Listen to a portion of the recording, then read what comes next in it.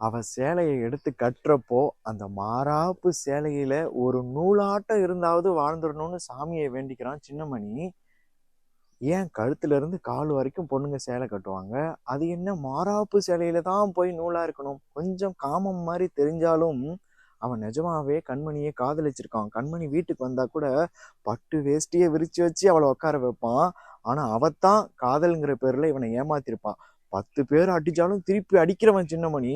அவனை திருப்பி அடிக்க முடியலையேன்னு காதல்ங்கிற பேர்ல பொய் சொல்லி அடிச்சிருப்பா. அவ சாட்டையால் அடிப்பா, சின்னமணி தாலியால் அடிப்பான். தாலி கட்டிடுவான் ஏதோ ஒரு சண்டையில, அப்படியே போயிடுவான். ஆனா சின்னமணியை நினைச்சு அதுக்கப்புறம் உண்மையெல்லாம் தெரிஞ்சு சின்னமணி மேல நிஜமாவே இப்போ கண்மணிக்கு காதல்.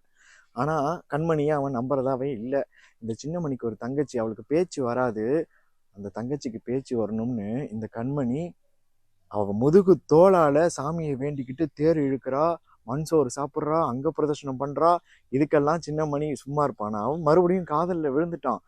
ஆனா சின்னமணி ஒரு கொலை ஒண்ணு பண்றான். அந்த கொலையை தான் பண்ணதா அவனுக்காக பழிய கூட ஏத்துக்கிட்டு 4 வருஷம் கண்மணி ஜெயிலுக்கு போயிட்டான்.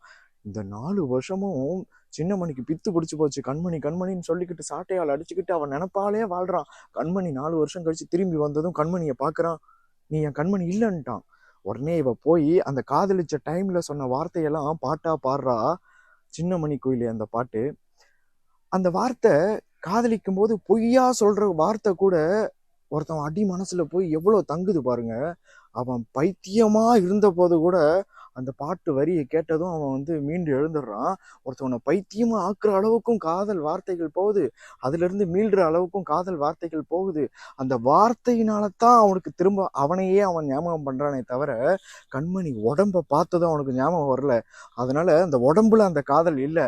மாறாப்பு சேலையில நூலை போல நான் இருப்பேன்னு சொன்னது அவன் மனசுல இருக்கணுங்கிறதுக்காகத்தாங்கிறது இப்ப நமக்கு புரிஞ்சிடும்.